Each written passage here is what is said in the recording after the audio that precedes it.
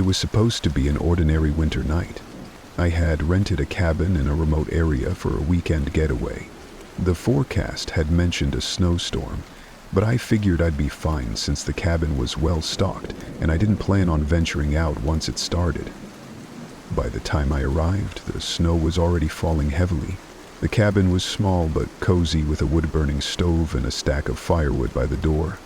I settled in, lit the stove, and sat down to enjoy the quiet.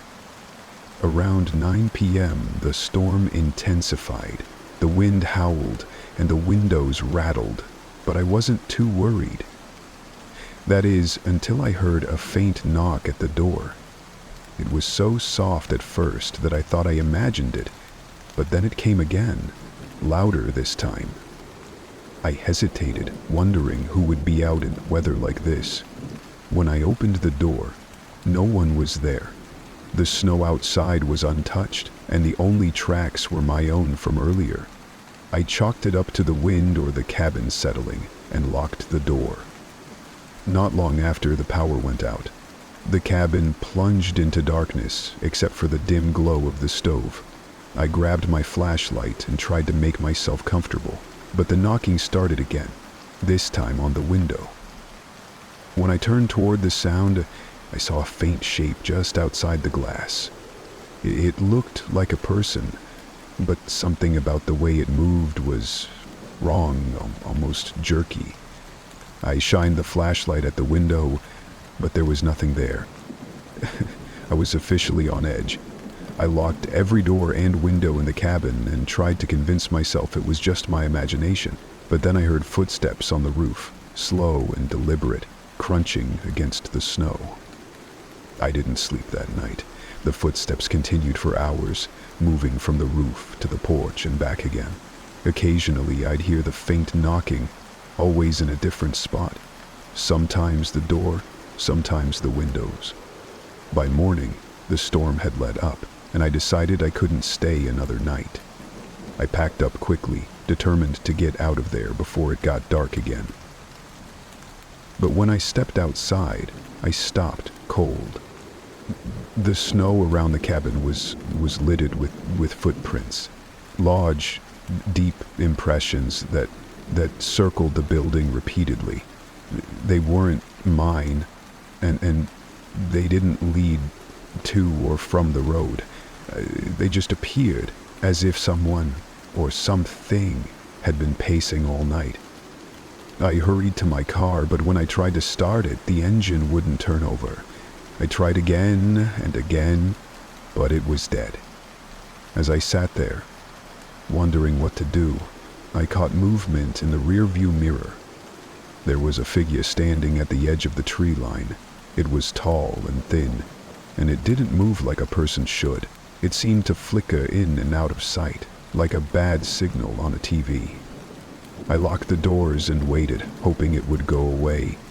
But then the knocking started again, this time on the car window. I couldn't bring myself to look, keeping my eyes fixed on the steering wheel until the knocking stopped. When I finally worked up the courage to look, the figure was gone. The car started on the next try, and I drove out of there as fast as I could. Later, I told a friend about the experience. He asked me where the cabin was, and when I told him, his face went pale. He said the area was known for strange disappearances and sightings, especially during winter storms. I don't know what was outside that night, but I know it wasn't human. I haven't been back to the cabin since, and I don't plan to. Whatever it was, it seemed like it wanted me to stay, and I don't think I would have left if I had stayed another night.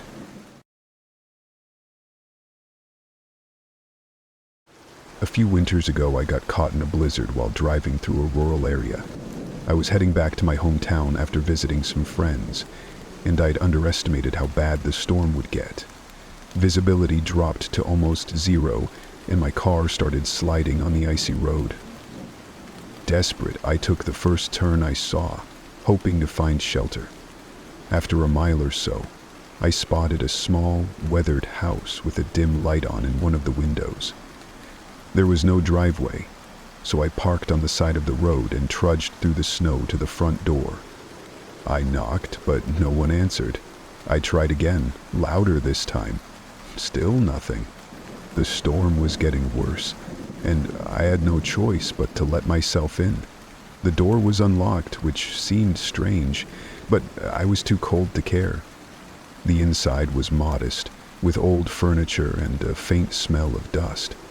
It looked like no one had lived there in years, but the light I'd seen from outside was coming from a lamp in the corner. I decided I'd wait out the storm there and leave as soon as the roads were safe. As the hours passed, I started noticing small, unsettling details. There were muddy footprints on the floor leading from the door to the lamp, but no others. The lamp itself was old, the kind you'd need to plug in, but the cord wasn't connected to anything. Then came the noise. It started as a faint tapping on the windows, like branches brushing against the glass. But there were no trees nearby, and the sound moved from one window to another, then to the walls. I told myself it was the wind, but the pattern was too deliberate. I tried to ignore it, curling up on the old couch and waiting for the storm to pass. But then, just before dawn, I heard it. A single, heavy knock on the door. I froze, staring at the door. It was just one knock, but it was forceful, like whoever or whatever was out there wanted to be let in. Against my better judgment, I called out, "Hello? Who's there?" No answer. Just silence. I waited for what felt like hours, but nothing else happened. Finally, I decided to check the door. I grabbed a heavy iron poker I'd found by the fireplace and slowly approached. When I opened the door, there was no one there. The snow outside was untouched, no footprints leading to or from the house. But on the porch was an old, weathered photograph. It showed a family standing in front of the same house I was in. A man, a woman, and 2 children. But there was something off about the image. The faces were blurred, almost smeared, and the edges of the photo were singed as if it had been partially burned. I felt a cold wave of dread and slammed the door shut. I didn't sleep after that, just sat on the couch with the poker in my hands, waiting for daylight. When the storm finally cleared, I bolted to my car and drove as fast as the icy roads would let me. I didn't stop until I reached a gas station, miles away. Out of curiosity and a need for closure, I asked the attendant if he knew anything about the old house. He looked at me strangely and said it had burned down decades ago, taking the family with it. I didn't argue. I just got back in my car and kept driving. To this day, I can't explain what happened that night. All I know is that something in that house wanted me to stay, and if I'd opened the door again, I might not have made it out.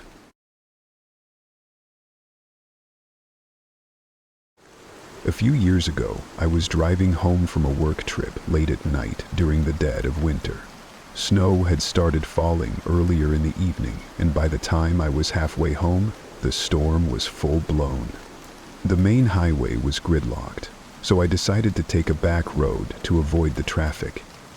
I wasn't familiar with the route, but my GPS assured me it was a shortcut that would cut an hour off my drive. For the first 20 minutes, it seemed like a good choice. The road was quiet, surrounded by dense forests on either side. But as the storm grew worse, the visibility became almost non-existent. Then my car started to skid. The road was unpaved in sections, and I realized too late that I was heading downhill. I tried to slow down, but the tires lost traction, and the car slid into a snowbank. It wasn't severe, but when I tried to reverse, the wheels spun uselessly. I was stuck. I sat there for a moment, debating my options. when I noticed a faint light through the trees. It wasn't far, maybe half a mile. I figured it might be a house or cabin, so I grabbed my coat and flashlight and decided to check it out. The walk was hotter than I'd expected. The snow was knee-deep and the wind was biting.